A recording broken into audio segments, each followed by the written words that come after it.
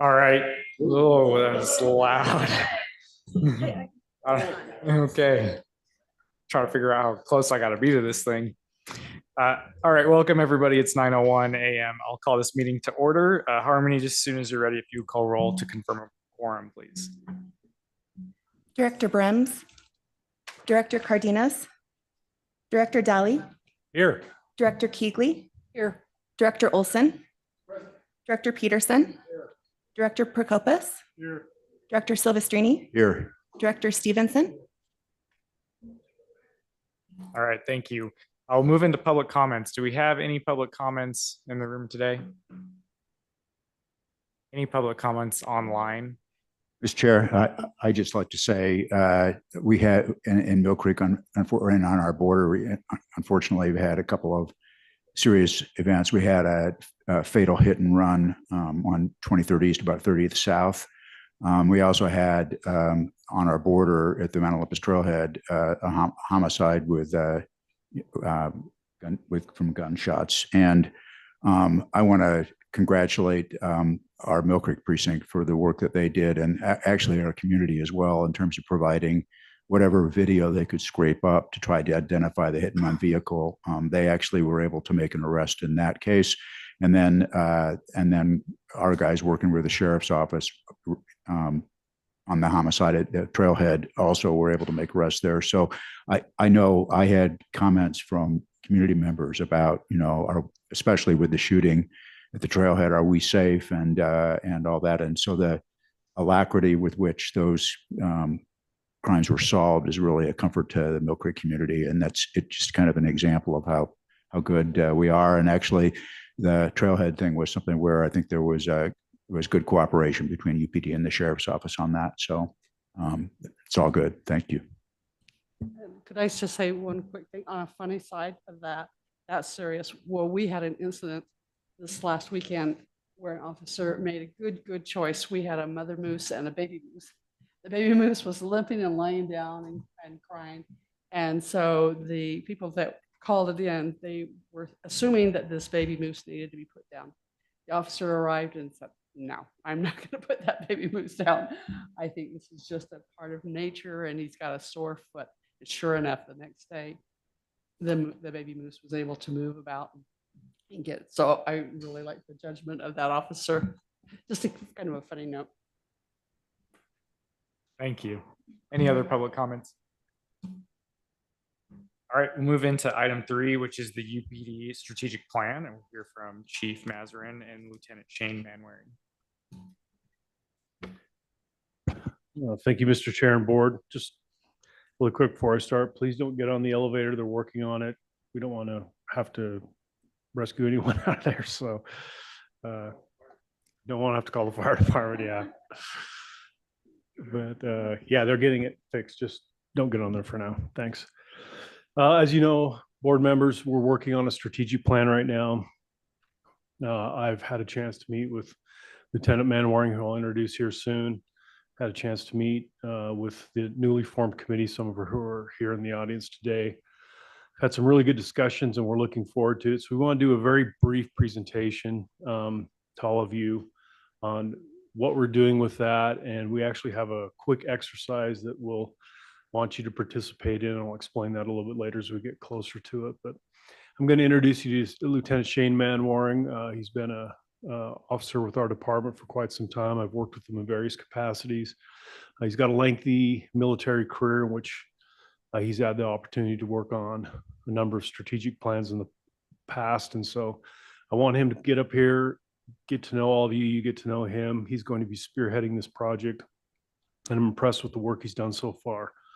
So he'll introduce himself, kind of let you know a little bit about his background, and then where we're going with this strategic plan. I think this is one of the most important projects we're engaged in right now, not only from the perspective of we need to do it, but it's a great opportunity to do it in terms of looking at where we're at now, where do we want to go in the future. And there's a lot of doors that are open right now. And so we want to use our resources and our time to get us into the best possible position moving forward. And of course, as you'll see in the presentation, the board is a major stakeholder in that plan. And so you will be involved in that along with other stakeholders that we've identified initially, and we'll be seeking input from those various stakeholder groups.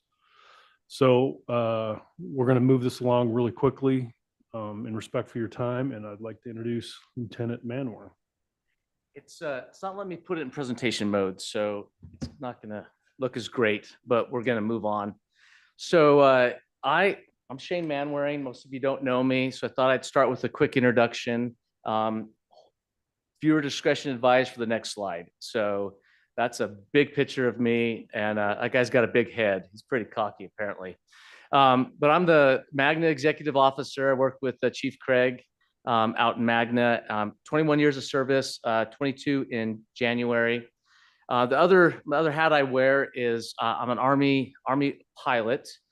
This picture right here is taken in Afghanistan in 2020. You can't see it, but in the background, there's a plaque that says Camp Taylor. This is named after my friend, Mayor Brent Taylor, who was killed in 2018. And so that's where he was at when he was stationed there in 2018. 25 years, working on 26 in November. The reason why I opened my big mouth and talked about strategic plans, and the reason why I know anything about it is I'm a graduate of the Command and General Staff College for the Army, and that college is all about writing strategic plans at the highest levels of the military. And so I opened my mouth, and that's why I get to be here with you for that. I already talked about my deployment. I was the commander for the Utah Army Aviation. I did a change of command a year ago. So in the Army, we're kind of we don't like this part of the Constitution. It's part of the Constitution that not everybody knows about. It's Article 1, Section 8. But in this, it says that Congress will raise an army, but maintain a navy. And us Army guys, we don't like that very much because we feel like we're the most important people in the whole world. But actually, Congress is they're not supposed to maintain an army. They're supposed to maintain a navy. So with that, before World War II in the 1930s, the Army was between 174,000 and 200,000 soldiers, which was actually, they thought was really cool because they hadn't been that big before. During World War II, just the greatest generation, I agree with that statement. They went from that 200,000 to 8 million. 8 million people in the Army. That's just incredible. And then 1947, they went back down to 684. And then through till about the late 80s, they maintained that 684,000 until the late 80s. And then Clinton gets the credit for, he shouldn't, but he gets the credit for shrinking the Army. It was really Congress that shrunk the Army, but everybody says President Clinton did it. So now they maintain 1 million people in the United States Army, but as you can see, only 452,000 of those are active duty. The rest are in the reserves and the National Guard. So in the late 80s, the United States Army started realizing we're really good at strategic planning when it comes to war. We're good at waging war and winning our nation's battles, but we're really kind of cruddy at peacetime strategic planning. And so they turned to civilian organizations to figure out how they do it. And so again, I'm jumping, it didn't go in presentation mode, so I'm having to jump a little bit. So they went to corporations, and this is William Simmons. He was an IBM executive, and he told them that strategic planning can be undertaken only by top management. That's why we're here today, top management. It starts here. Furthermore, he said, since it involves deciding where the institution wants to go and then devising the means on how to get there. If the Army looks at that quote, they would add this: wants to go is ends, and we'll talk about ends, means, and ways. It's also kind of known as end state, what we want it to look like down the road. And then the devising the means is resources, what resources we have to actually get to the end state. And this is a picture of what the Army, ends, ways, means. They talk about it all the time. So if you look at strategic planning, the The Army calls it ends, ways, means, and I've kind of defined it there. Ends is the objective towards which one strives. Means is the instruments that we have to get there, and ways are the courses of actions or the actual process on how to get there. And the thing about strategic planning is it's not long-term planning. Long-term planning is it's prioritizing everything in the future. It's that top one is distinguishing itself from other planning by its time horizon. It's planning 5 years from now, we need to have X. It's long-term planning. That's not strategic planning.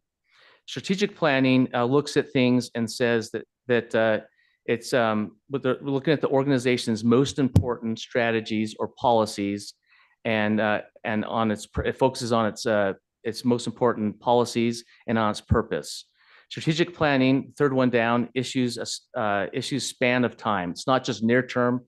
Not just long term. It's near term and long term. And then the last one's probably the point I really want to make here is strategic planning means looking out from today through an extended time horizon to identify decisions that need to be made today to affect things in the future.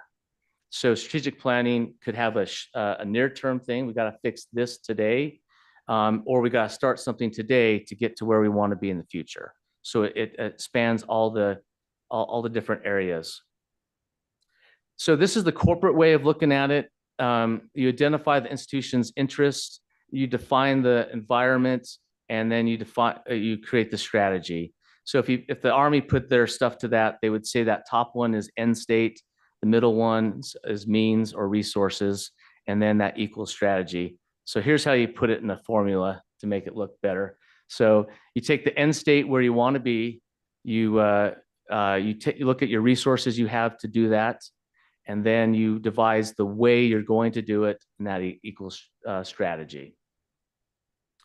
So now I'm going to tell you a story, vignette here. In this picture, that's me at the podium. I'm actually headed to work. I worked as a sergeant in Kearns and Magna. The guy up there with the lady in front of him, that's Colonel Smith. He's the Utah Army Aviation Commander. And then behind him, those that know Jefferson Burton, that's General Burton in the background. So soon after this photo, Colonel Smith took command. I'm his deputy commander. He comes to me and he sits in my office. And as he sits in my office, he starts telling me the three priorities, the three things he's going to accomplish as the commander of Utah Army Aviation. And he tells me that he wants to have a second support facility down in St. George. He wants to have Chinook helicopters, and he wants to have a brigade headquarters. And then he tells me exactly how we're going to do it. And I sat there and I started taking notes. And the thing that I want to point out is he said, in 2 years, that's normally the command is 2 years. When I give this to you, I was the heir apparent. I was believed to be the next commander, which I was. I want to have this done for you. So when I give this to you, these three things are done. And I took notes. I drove home that night and I couldn't stop thinking about it. When I was going to bed that night, I couldn't stop thinking about these things he wanted to accomplish. I actually got up and wrote down some thoughts on how we could accomplish them. And then next day, I run the staff as the deputy commander. I get all the staff together and I'm like, here's what the boss wants to do. Here's what we want to accomplish in the next 2 years. How are we going to support him? And we all came up with the reasons. And it wasn't until one of the staff members said, "This is the best vision I've ever been given," that I realized he just gave us a vision. He just told us where he wants to go in the next 2 years. He just gave us the vision we needed to get behind to spend the next 2 years trying to accomplish what he wants to accomplish. So today we're here asking for your vision. So I'm going to hand out these sheets of paper, and we're asking for the board to tell us what your top 3 priorities are. What are the top 3 things that you see the next couple of years? And I'm going to give you this piece of paper about the meetings. So you can think about it. And like Colonel Smith, the hope is you can give us that vision that helps us all get behind you and accomplish what it is that you want us to accomplish in the next few years. I've talked to Chief Mazarin, and we've put you kind of have to have a timeline on how long the strategic plan is going to be for. Usually if you're an elected official, it'd probably be a 4-year term. If it's a 4-year term, you'd say this is a 4-year strategic plan. We sat down and we chose 3 years. So over the next 3 years, what is it that you want to see us accomplish? What are your top 3 priorities? I'm going to go down here, and we're going to talk a little bit about end state, and then we'll have some. I'll talk about the committee, and then I'll sit down, and we can move on. End state is what the Army refers to as what is it that we're trying to accomplish. And today I'm asking for priorities. We'll probably come back and want to see what your end state is, what you want us to accomplish over the next 3 years. The Army, this is an FM manual, field manual is what FM stands for. But it talks about how the military shouldn't go into a conflict without understanding the end state. So let's think about Korea, Vietnam, the war on terror. I think we probably all agree that we didn't really know what the end state was. Again, in 2020, I was in Afghanistan right before we were actually shutting it down while I was there. And I was there in 2004, and then I was back there in 2020. And in 2004, we didn't really know exactly what the end state was. And in 2020, when I was there, we still didn't know what the end state was. And so without an end state, knowing what we're trying to accomplish, what we're trying to where we're trying to go, we're just a ship that's adrift. I shouldn't be quoting the Navy. So here's your committee.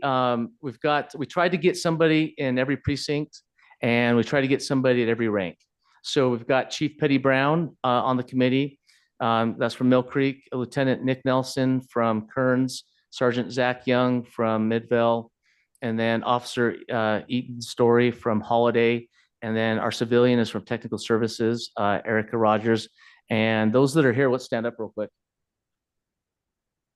We have some graveyard folks that can't be here. Thank you. So that's your committee. Well, that's a hidden slide. So the 3 years, we already talked about that. And here's our stakeholders. So some of the things we're trying to do is get out to our stakeholders and help them create this vision and the end state of where we're going. And the last slide is questions.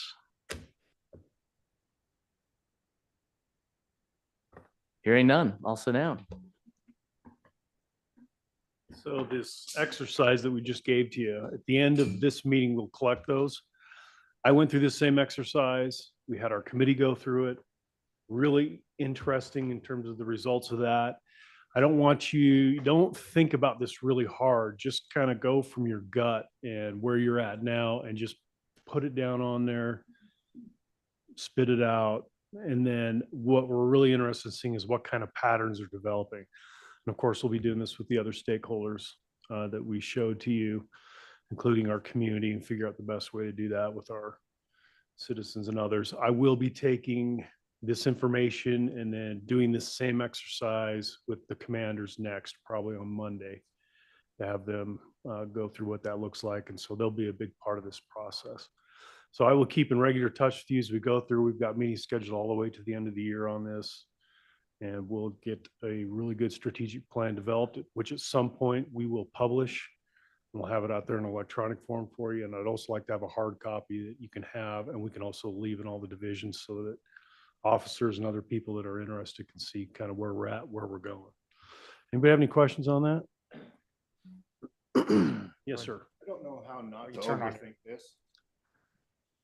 I don't know how not to overthink this mess, but let me just ask this one question. Do you want me to answer this as a representative of the UPD board? Yes. Or as a representative of my community? Because those are going to have different answers. I would prefer as a board member, but if you feel strongly you want to do it as a community member, but I have a feeling at the end of the day, we're going to see a lot of overlap, but I would prefer as a board member if you could. Thank you. Since you represent that. group. And I want to thank Lieutenant Manwaring for his efforts on this. So we've had some really good discussions that have been quite interesting. Anybody else on that particular agenda item? I appreciate it. Excited about this and hope that we can all get this back to you before we leave today. Absolutely. Thank you. All right. Item 4, Labor Association update and labor nominee for UPD Merit Commission Resolution 240801. We'll hear from Harry and our labor rep. Am I going first? Okay, great. I'll take it. I do not have a cool presentation to say who I am. I'm Officer Dacia Summer. I don't have the cool backstory like he does. But I want to thank the UPD board and the administration for allowing us the opportunity to be part of shaping the Merit Commission.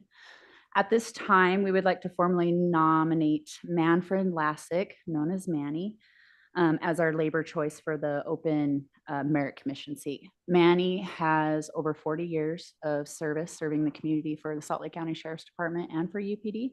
I personally worked with him. He's amazing. And we believe with the knowledge that he's gained with working in the community, he'll be able to bring that to the Merit Commission. So that will be our nominee.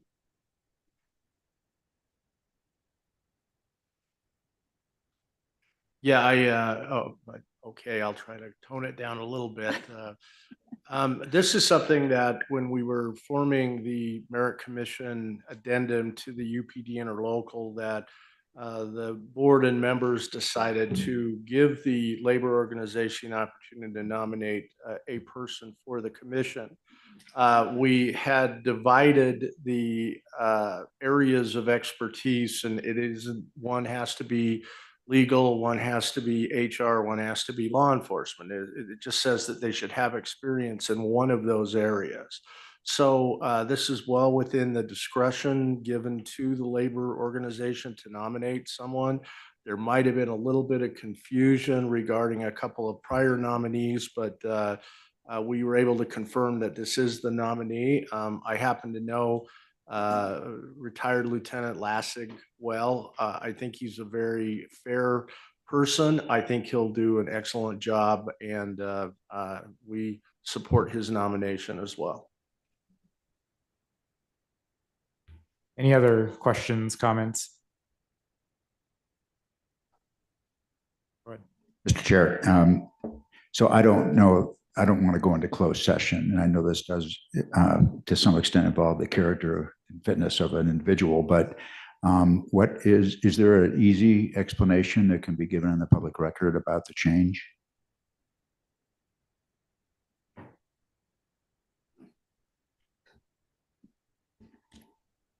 Good morning. So what we ended up having was we were going to have one of our lawyers, Eric, be in here as part of that representation and that's part of the confusion while we asked for an extension on that to be able to get a proper candidate on there. That extension came due to Eric going back and working with the firm that is currently representing a lot of our officers. So there would have been a conflict of interest. So that's why there was a change in that. There was also another name brought to you, also a lawyer. We haven't had personal workings with him. He seems to be a really good guy, but in speaking with both representatives, Manny seems to be the best fit for this candidate. And that's why we wish to appoint him. Okay, good enough. Thank you very much. Thank you. All right, any other discussion? I'd entertain a motion. Motion to approve. Okay. Thank you. We've got a motion and a second. Any further discussion? All in favor, please say aye. Aye. Aye. Any opposed? Okay. that Thank you very passes. much. Thank you. Item 5, we'll have a UPD update and hear from Chief Mazarin and Chief Olson. You're actually going to hear from a couple of people. I'd like to start a little bit more bringing folks up so that you can meet people in the department, see who's actually helping us serving your areas. A couple of things real quickly. We are marching forward. Things are going very well. Again, like I told you last board meeting, some of the potential issues I anticipated have not occurred. We've had people really come together and work hard.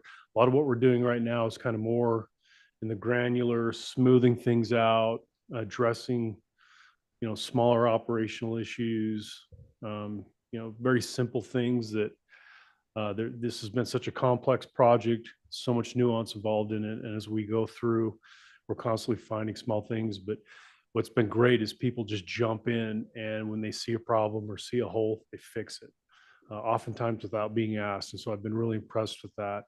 I mean, something as simple as, we have Mike Fullerton back here from our tech shop that works for Chief Andrew Weirden.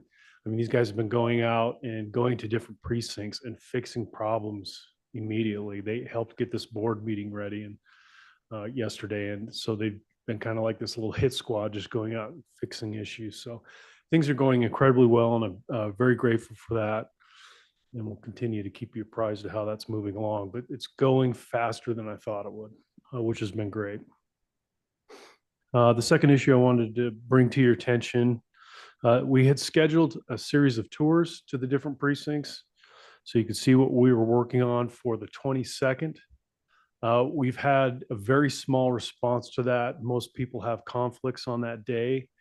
In talking to the commanders at our last command staff meeting, I wanted to suggest to you as the board, and again, this is simply a suggestion, we'll do whatever we can, a couple options. We can proceed on the 22nd.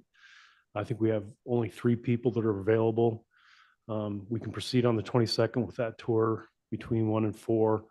Or another suggestion we came up with, would it be better and maybe more efficient in terms of use of resources for those of you that want to do that at a time and a place that's more convenient for you? Go out with your precinct or division commander and individually go out and hit those different sites where you want to go, what you choose to see. So for instance, Mayor Dolly could say, Justin, take me around and show me what's going on here. Or, Councilwoman Keegley could go with Justin and go see what they want. You kind of get what I'm saying. It's another alternative we want to throw out there, just because getting this body together to go do that has been quite the challenge. So I want to throw that out there for your advice and input to us on how to proceed on that. If we want to continue on the 22nd, we're happy to do it, but there may be a more efficient way to do this and still accomplish the same objective. Any thoughts? I don't want to discourage anybody that can go on the 22nd. I can't, so I'm happy to do it the way you suggest. I'm in the same boat. I've got a meeting at same time that I can't miss. Sure. So, but happy to coordinate that individually. Yeah, which is fine. That's become apparent to us. Those of you that are going on the 22nd, you want to continue with that plan, or would you rather go out with your individual commands and see what's going on that way? Any thoughts? I'll set something up with Chief Whale. Same here. Okay. Phil, is that? I was thinking that, yeah, I'll probably end up reaching out to Randy and see what's going on. Okay. All right. If that's okay with the board and that's acceptable, you guys all have Harmony cancel the 22nd, and she'll reach out. We'll get that scheduled on a more individualized basis. I think you'll still get the same thing. You'll see what's happening. And I would strongly encourage you, if you do come to Mill Creek, go down to the basement, look at the crime lab, look at the amazing job those folks have done down there to have that crime lab up and operational. So really good work happening all over the place.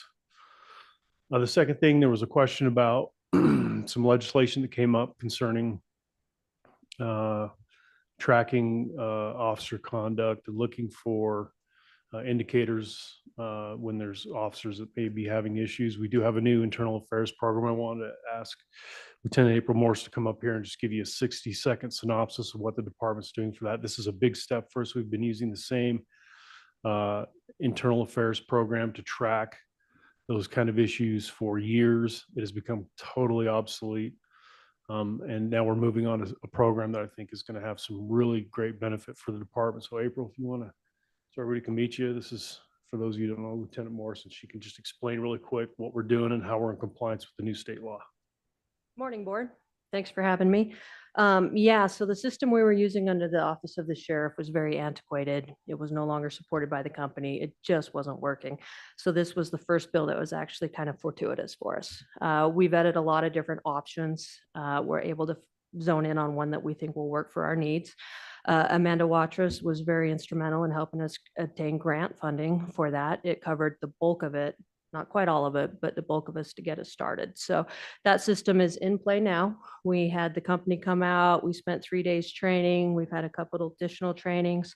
So we do have an early intervention program that will also deal with our discipline and IA case files that is in line now. All the feedback I've gotten so far is it's a much easier, user-friendly system. But it is also compliant with Senate Bill 124. So we are fine moving forward, and so far so good. Any questions about it? Great, thank you. Thank you. That'll be a very beneficial tool for us to use going forward. Next thing, the policy project. So as you know, we have a policy committee that's been working on our UPD policies to update those and get those to a place where they need to be as we move forward in this new format. That is a lot of work. If you've ever seen our policy manual, it is big and it is got a lot of information in it. And they've been meeting once a week, almost once a week since last year. So I really have to hand it to Chief Dial and Lieutenant Morrison, their whole group, Lieutenant Olson or Chief Olson. It's been a tremendous amount of work. And I think a lot of the policies you won't need to deal with or look at because they're more things for operational guidelines, but any policies that need to come to this group, Harry's part of that group committee, and he will advise on policies that need to come to the board for approval. But I think outside of policy 200, we took care of a lot of that. And so just really thrilled with the work that's going on there. That has been a very heavy lift, and we should be, when do you think we'll be done with that? By end of year? Yeah, it's a living document. But yeah, the remodel will be done sometime in the next few months. So appreciate that. The next thing that is on many of your radar. So when we had this separation from the sheriff's office, some of you were getting feedback from your constituents or others about some confusion about the status of the UPD, even the status of the sheriff's office. What's happening? Did we dissolve? Did we just reorganize? Are we still going along the same? And so we set up a meeting with the communications directors from all your communities. And I think Mill Creek was the only one that wasn't there, but we'll get with Rita and update her and get her in that loop. Really excellent meeting. I want to have Amy Race come up and just talk about that again for 60 seconds. I think it was very productive, and they've got some things they're working on in terms of how do we make sure our messaging is unified? How do we get information out to the public? How do we reach out through various methods to your constituents to make sure they understand what's happening with UPD? And frankly, there was some discussion about, what fire is doing. And so for all this public safety, how do we get the message out to our citizens? And I was in half of that meeting yesterday. It was really positive. Amy, do you want to come up and talk about that for a second? Fill everyone in. Good morning. So yesterday, as Chief said, we had a team meeting with all the communications directors. It went really well. We tapped into kind of like, how can we move forward progressively in this? And there were some talks about using firms or, what is the most cost effective. And we decided everyone has their own abilities and developmental ideas that we could use and creative ways to progress in this and present to people like Unified is still here, we're better than ever, and just have it not only about Unified Police, but let's focus on our community and making them feel like, hey, is there a resource that we can all come together and send out similar platforms?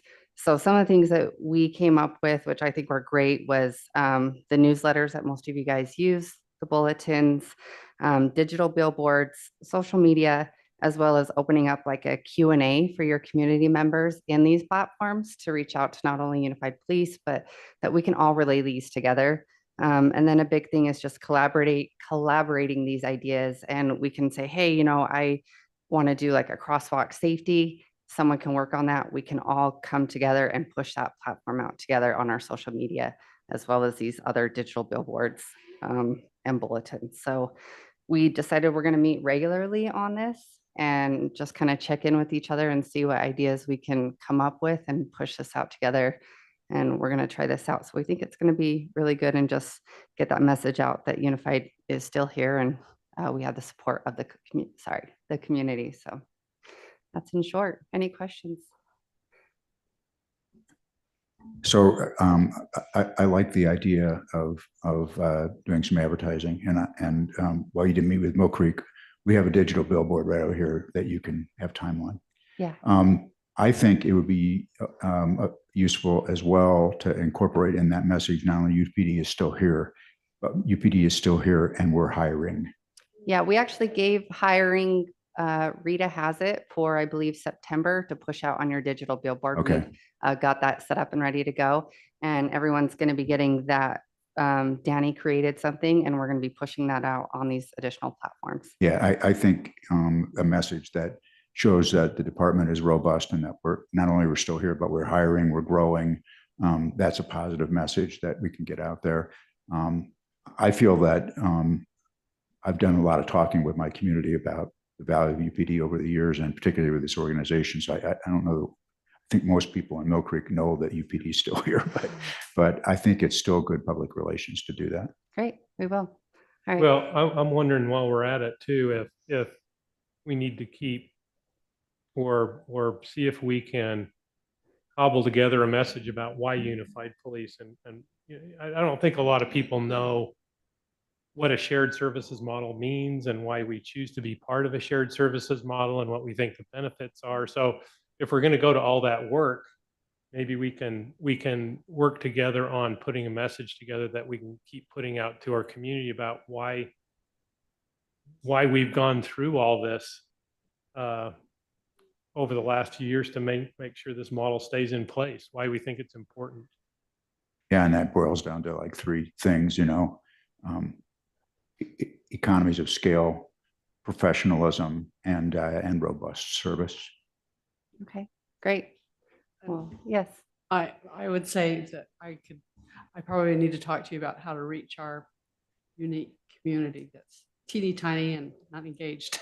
Yeah, she was Or actually in our and- meeting yesterday and it went really good. She had some good ideas. And they're pretty confused, who do they call? Because it's always been County Patrol and they don't understand the difference. It's just very complicated, unique. Yeah. So we'll have Okay. to talk. Love to do that. Okay, thank you. Any other questions? No, I appreciate it. I talked with Midvale's communications director yesterday. She was really excited about how the meeting went. And I feel like I consistently feel like we are putting out all the information, yet we had our truth and taxation hearing on Tuesday and a resident showed up and said, they were there because of truth and taxation, but while giving public comment said, what's going on with unified police? Are we still with them? Do we have our own department? And so I know there are still questions out there about what's happening. So excited for this and think it will help. Okay, all right. Thank you all. Oh, I yeah, have sorry. I have one quick one as well. Some of the larger cities probably have a communications director. I'm pretty sure we don't. So I'm curious who you're working with in Magna. It was, and I'm Is it sorry. a single person from the MSD that's maybe representing the smaller? Yeah, someone from the MSD was there and I'm sorry, I don't have her It's okay. name. It's Yes, fine. my apologies. Yeah. Vadim, Okay. something like that. Yeah, she was there. All right. We're represented. Thank you. Yes.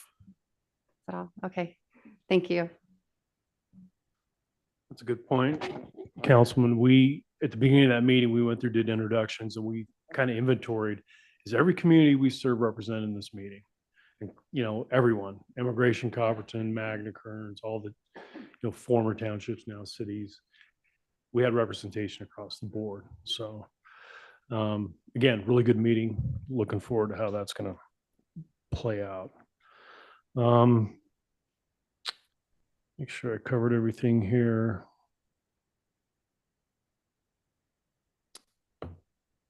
Marcus, take it away.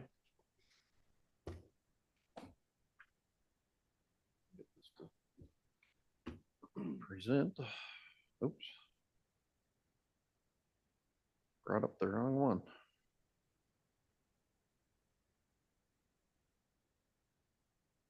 There we go. Good morning.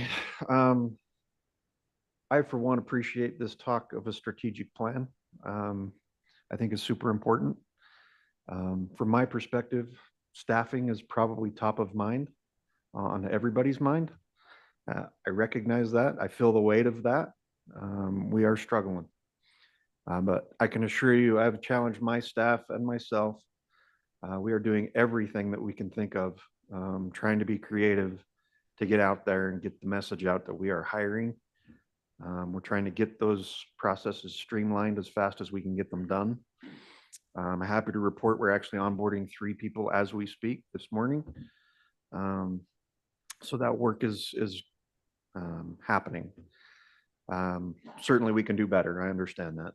And we'll continue to work at that. But I'm sure some of you have heard that we've gone to mandatory overtime. That's not a popular move, but it's necessary at this point based on our current staffing. And so that is intended to be a temporary measure until we can get through this critical time. You know, and it's an extra burden on our staff. Our officers and our sergeants in particular are the ones that have been challenged with that. And you know, we didn't do that lightly. There was a lot of concern and discussion that went into that. Tried to come to a balance that suited everybody's needs. So that's kind of where we're at. I just want to run through and give you a quick staffing update of where we are today. So right now we are down 31 positions. 23 of those positions are in patrol. 7 of those are in specialty assignments or investigations. That's on the sworn side. We do have 8 people that have been hired that are currently in training, and you can see those breakdowns here on the staffing dashboard. And again, this is always available on our network drive. Your commanders have access to this. If you ever need this or have questions about it, feel free to call me. I'm happy to share it with you. I try and update this weekly to keep everybody current on where we are. So those numbers that I just gave you include these folks down here that are pending separation. As you can see, we have several officers that are either retiring or have resigned. Officer Siebert is going to be leaving and going to the Salt Lake County Sheriff's Office as a sergeant. He was hired over there in their 1 vacant sergeant position. Officer Wilkins is retiring at the end of the month. Officer Jarosak is also retiring, and Officer Smith will be going to the University of Utah PD for an opportunity there. In addition to that, down here at the bottom, you can see kind of where we are in the hiring pipeline. We had 11 candidates that came and participated in the PT test, or I'm sorry, 10 that participated in the PT test in August. Those folks are now in the oral interview and background process. We have 6 entry-level candidates that were previous to that in the background process. Those are still ongoing. 6 lateral candidates that are awaiting initial interview. I actually believe some of those have already occurred. And so those folks, the ones that were viable, will be moving to backgrounds. There's, in addition to that, 5 lateral candidates in the background process. There are the 2 entry-level candidates that are onboarding this morning that will be attending the academy. And then we also had a rehire, Officer Christian Thompson, who left to go to the University of Utah and decided that wasn't for him and asked to come back. So we gladly accepted him. He's a great guy. I'm glad to hear he's back. Yeah, he's a good guy. So he's getting onboarded again right now. And then we have 1 lateral hire that has accepted a position, and he'll be starting September 12th. And the reason for the delay in those hirings, just so that you're aware, is there's a lot of back end to a hire that has to occur as far as training. And so those get coordinated throughout the year in groups. It's a lot of work to do those. So to do one-offs isn't really efficient for us. We can do it, and we have. We actually just rehired another officer that left and went to Harriman years ago and came back and is going to Magna to be an SRO. And we fast-tracked that one. That's a one-off. It's a lot of work for our staff, but we can do it when we need to, but we try and do them in groups for efficiency. So that's why that's a little bit, that date is a little bit out there for that individual. So there, yes, sir. vacancies, does that include the 8 that are encumbered? It does, Okay, so 31 is the true total. true total. And it might, like, I was looking at like Midvale, 9 vacancies, that's over 10%. Yeah, of that it's, precinct. it's a lot. And that's why we find ourselves in this position for mandatory overtime. It's a huge challenge. It really is. And I just want you to understand, I do feel the weight of that. It stresses me out beyond belief, and I'm doing everything that I can do to move this forward as quickly as we can. One of our challenges, and one thing that I think would help, is the advertising piece. This campaign that we were talking about earlier is great. We've looked at doing targeted advertising. It's expensive. Even a bus campaign, I looked at that. It's $20,000 plus to do a 3-month bus campaign. My budget this year for recruiting is $5,000. So, we use that for, we actually have an event down in Utah Valley University coming up. There's a little bit of cost to those. Generally, they charge you $250 to $500 to go have a booth at one of those things. So that's what we're using those funds for. So this deficit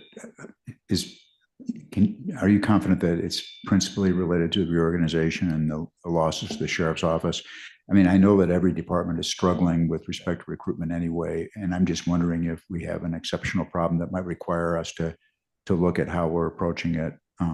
Because the concern I have, I guess, when you burden people in their jobs and mandatory overtime and things like that, it makes it easy for them to look around and say, could I go someplace where I don't have to do that or something? Sure. I know that there are some folks that appreciate the extra income, but it does get hard when it takes away from your family time and your life work balance part of it, which is super important for our people too, because of the stress they're under, because of the nature of the job generally, but also because of the extra work they have to do. So should we be considering doing something exceptional, like, finding $25,000, $30,000 for advertising? Is that, or is it pay, or is it, I hope that you'll be coming back with some, solutions, because we can't, I don't think we can sustain this for very long. Yeah. So to answer your question, I do believe that the situation we're in is a direct result of the separation of the sheriff's office and the number of folks that went over there. We anticipated a swing between being, maybe heavy 15 to 20 people to being short up to 40 people. And so we found ourselves on the short end of that. It was very hard to anticipate, not knowing who was going to go and who was going to stay.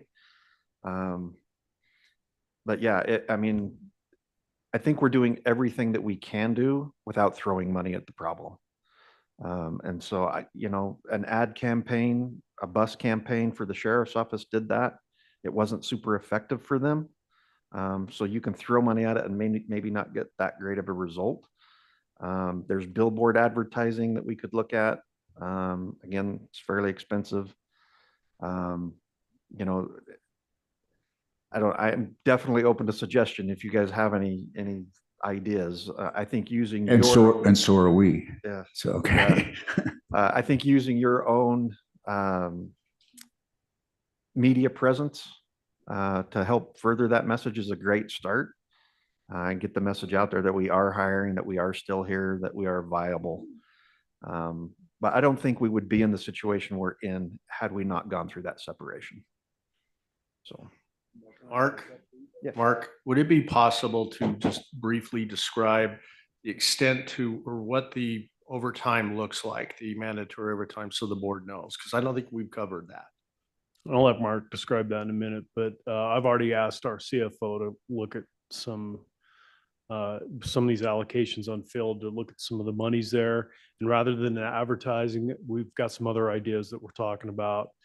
We've got people that want to come here, but there's some things that are holding them back from that. I don't want to get into detail of that right now, but I'd like to probably bring that to the board here in the near future in terms of incentivizing them to come over here. And that's not me speculating. That's what I'm being told to my face. So yeah, this is a result of that. We anticipated this. It was either that or riff a whole bunch of people. Both have their positives and negatives, but The overtime thing, and I'll let Mark talk to that, speak to that. We're trying to make that as least impactful and the least amount onerous as absolutely possible in respect to what you're describing. We don't want to burn people out, but we don't want to have our communities like not have resources. You will have people there. It's how do we get this for a very temporary measure for just a few months until we can get back right-sized. Just, well, question and a comment. You know, when you're talking about $20,000 or $30,000, when I was reviewing this, Chief Hoyle, yesterday, there's a 70% figure on the difference between going with overtime and then having an open slot, right? Well, that's a lot of money. So if you can, I agree with you that just throwing money at something because you got a big problem saying we're doing something and having no impact is not wise. Right. But over the course of investigating this issue, which I think is critical, if you did come up with something you thought was going to have an impact on this issue, I think the board would be wise to consider that from a money standpoint. Continuing with this overtime is going to cost you a lot more than if you had to spend $50,000 on advertising that would bring 5 or 6 people in, say, from the bottom up. So comment. And my question is the laterals. Have you seen any movement in applications of laterals since things stabilized, or is it too early to tell? I guess my question is, I certainly understand last year with there being so much uncertainty, how maybe people wouldn't want to come over until things were clarified a little bit. Right. Are we seeing any movement at all? So as I showed you here, we had these 6 lateral candidates for initial interview. So that was in September, or I'm sorry, in applications in August. So that's about what we've been seeing. So it hasn't really upticked yet. There's some political things going on in other departments that is driving some movement out of those departments to other departments. That's kind of what Maz was referring to. And so we have an opportunity to maybe capture some of those folks that are looking to get out of their current department for the political ongoings there. One of the things that we're talking about is covering a retention bonus that was paid to those individuals. That's something that we'll be bringing to you in the future. So there are things going on. I do anticipate that those numbers will go up as the word gets out that we are still here and we are still viable and we are hiring. You know, it's difficult to target that market without going to those departments and advertising basically. But word of mouth is really where we get those candidates from. It's our folks talking to their friends in other departments that drives those people here. That's our best recruiting tool, is our people.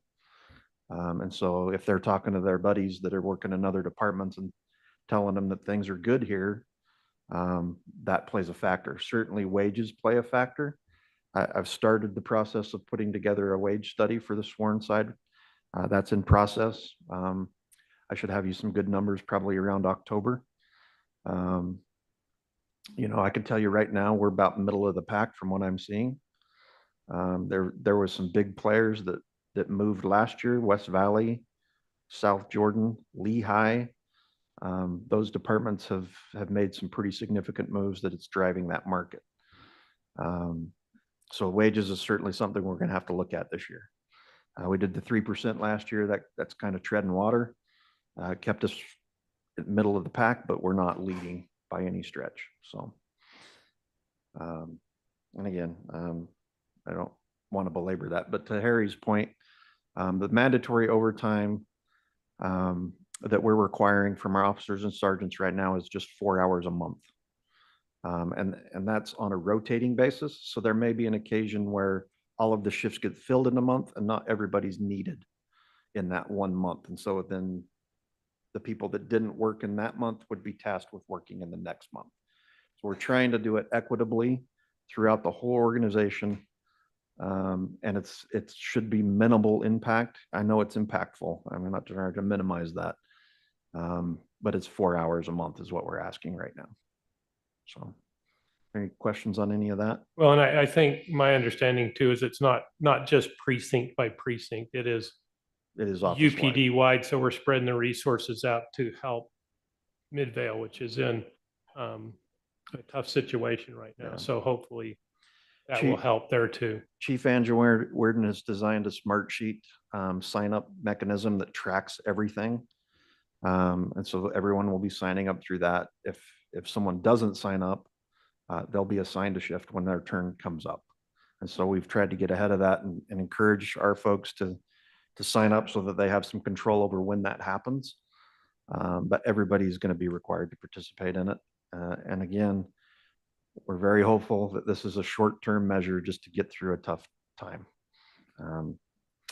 So that's where we're at. So if you look at our total attrition for 2024, we're at 101 separations. 75 of those went to Salt Lake County. So we've natural attrition's at 26. If you look at that historically, we're right in the ballpark. We're pretty much where we should be. We might be a little bit hot, but on an average, we're pretty consistent with what we've done every other year. So I don't think we're losing a lot of folks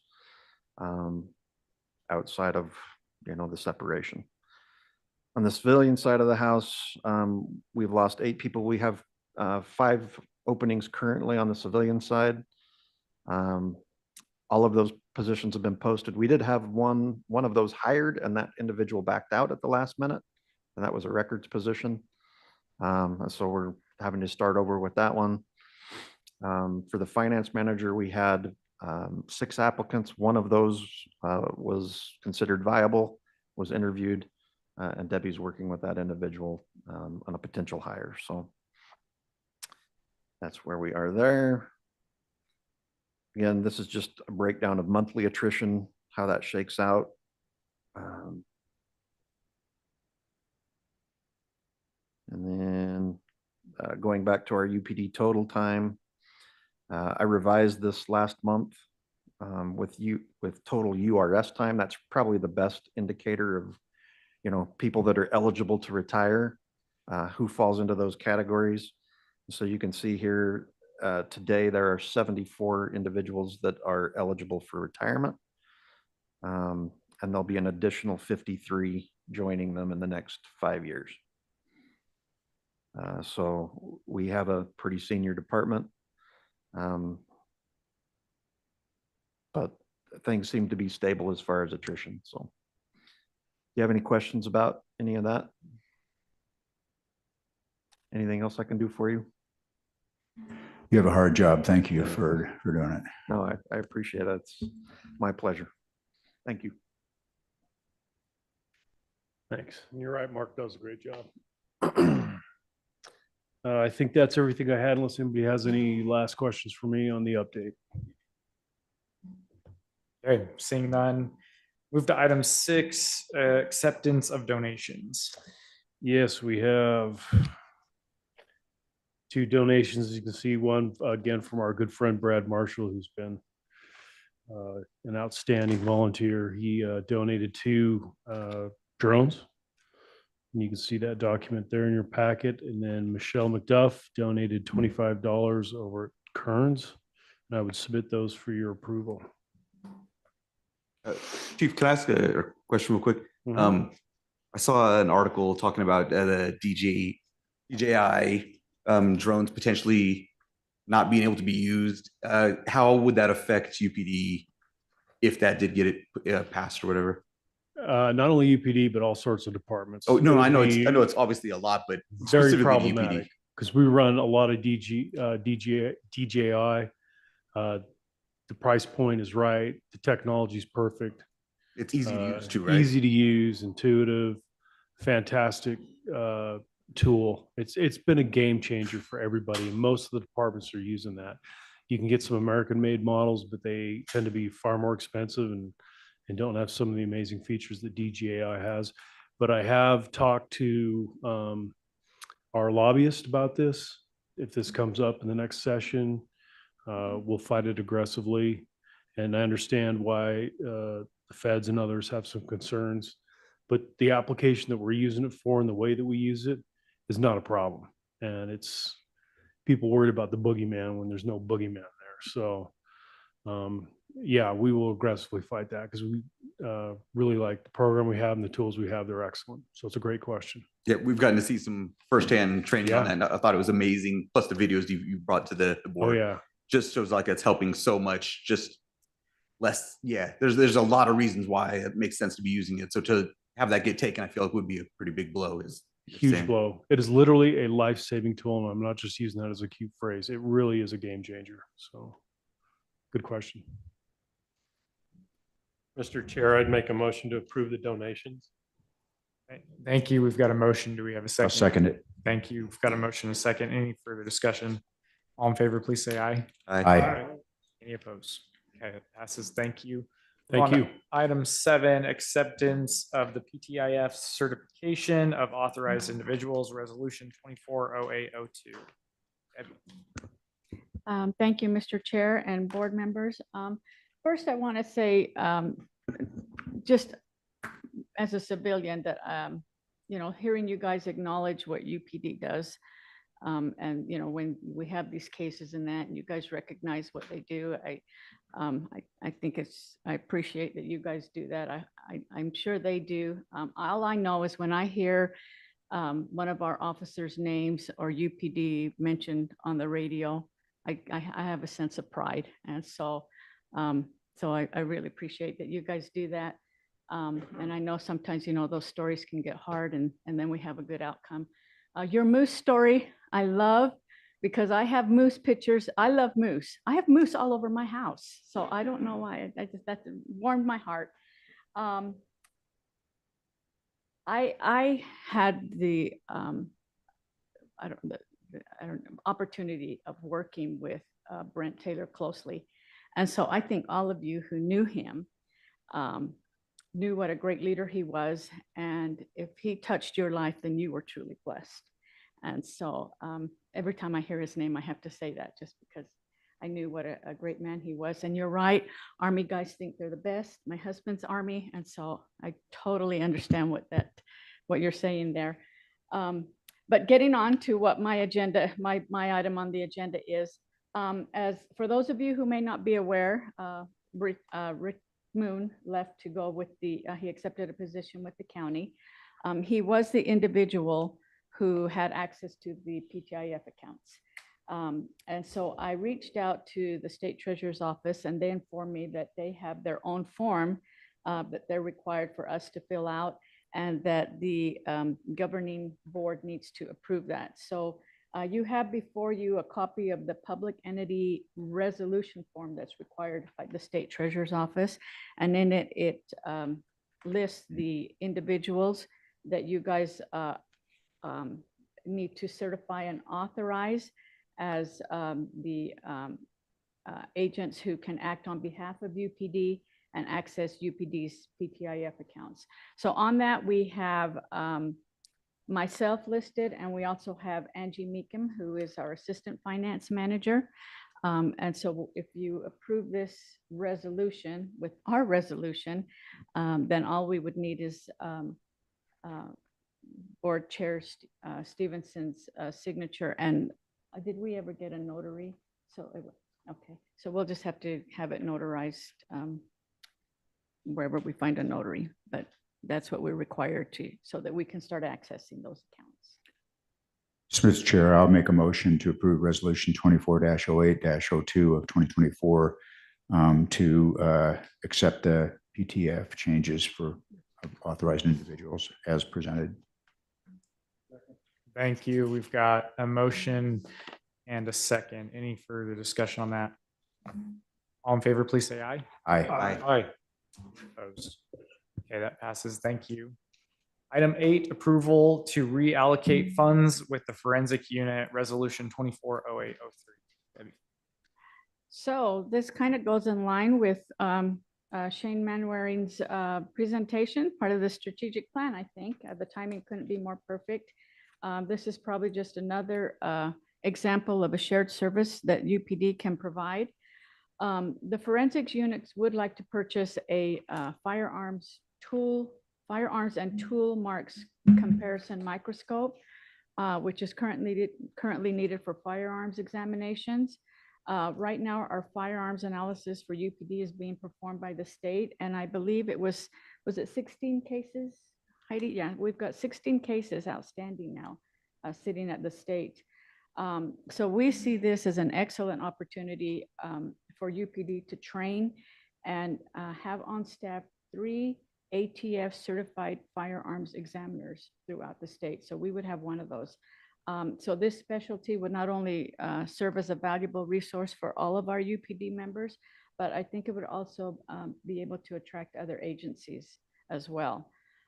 We currently do have some grant money that can be used towards that purchase if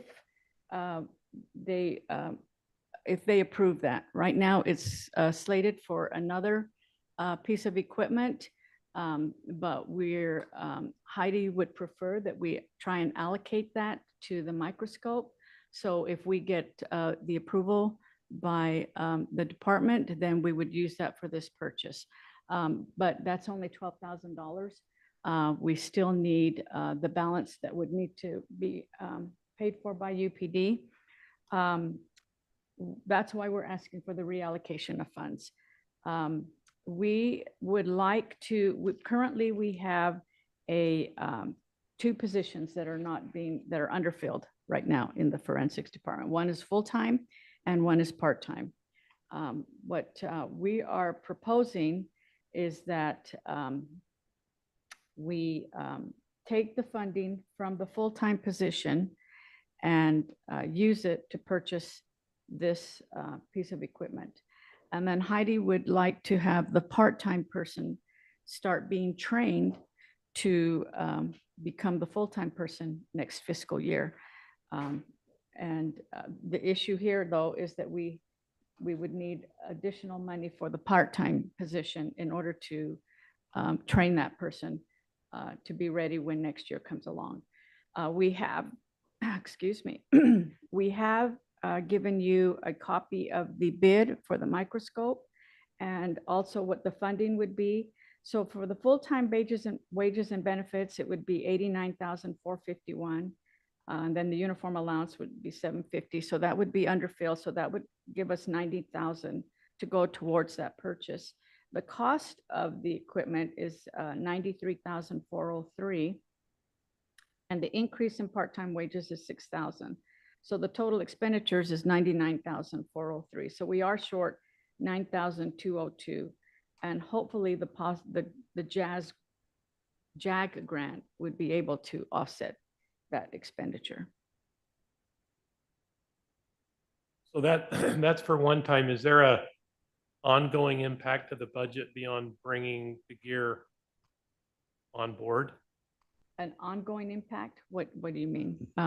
So you're talking about, so this is the money to pay for the to bring the microscope, and we're going to have to allocate additional 9,200, and then you've got the full-time and part-time people, which is part of the budget, but there's nothing ongoing beyond bringing the microscope on board, right?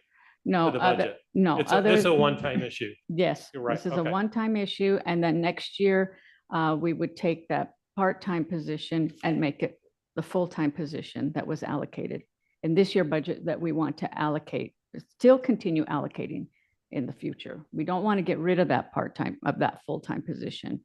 We're just this year alone using the monies that we would have used for that full-time position to purchase the microscope. So the full-time position will continue next year, and then there's Yes. a part-time position, but is that part-time position going to be converted to full-time because of this? I believe that was the plan. Is that right? Or we?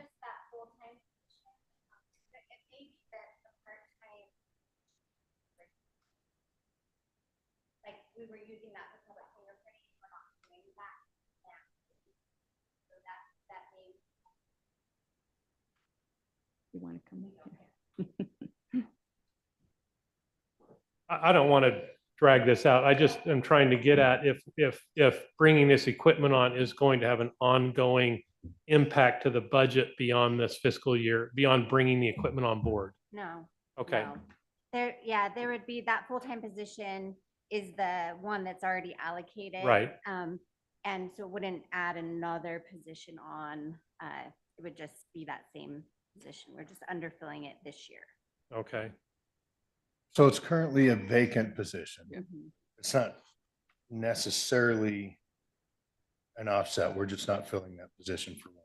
Right, she's going to use the part-timer to try and help offset the Okay. need for that. So it's still gonna full-time. be, it's not a $9,000 cost. It's a $95,000 cost. If we don't get the grant. No. No, it's Yeah. already in Yeah, the it's budget. in the budget. There Right. are 1.5 open positions. We would not be filling the one full-time position, would still fill the part-time position. The Correct. idea is that that person may transition to a full-time next year, but next year we'll have funding in the budget for 1.5 positions. So, I mean, it's a one-time expenditure to buy the equipment. We won't have to pay that again next year. Yeah, and we're using those open allocations to Yes. make that funding. So I understand that. I just wanted to make sure we weren't approving something that was going to create an ongoing increase to the next fiscal year's budget. No. Okay, thank you. Okay. I have two more questions, if I may, please. So you said that we're currently, we have 16 cases open that we've sent over to the state because we don't have this equipment. What is the cost of those? I mean, what is that costing us now compared to what we're paying for the equipment and a full-time position? I would say it's more just time, the delay. I understand the that for sure. backlog. Absolutely. Yeah, so the state doesn't, but they do not charge us for those cases. Okay. Sorry, and then regarding those 16, how long have those been waiting?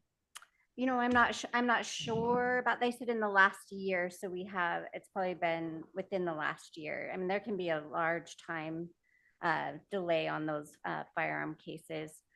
So the ATF, we sent Adam to, the ATF has paid for his training, paid for, it's almost a 2-year training. They've put in a lot of money for Adam to be trained as an examiner. And all they ask is that we provide the microscope for him to do those comparisons. So. So two things. What happens now if we deny this, if that's the expectation from ATF? And if we have 16 open cases right now, what do we usually have compared to that 16? I think we would still continue our submitting those to the state and possibly just waiting for those cases to be solved.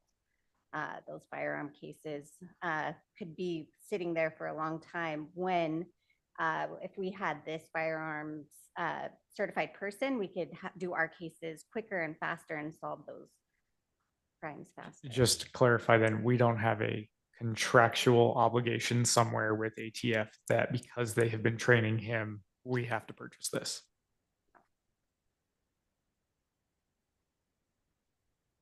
Sorry, my second question was, is there any reason to assume we could benefit financially from purchasing this? You said that other entities could potentially send us work. Would you assume that you would want to bill for that, or would that be a service provided for free like we're getting now from the state? It would be something that we would like to bill.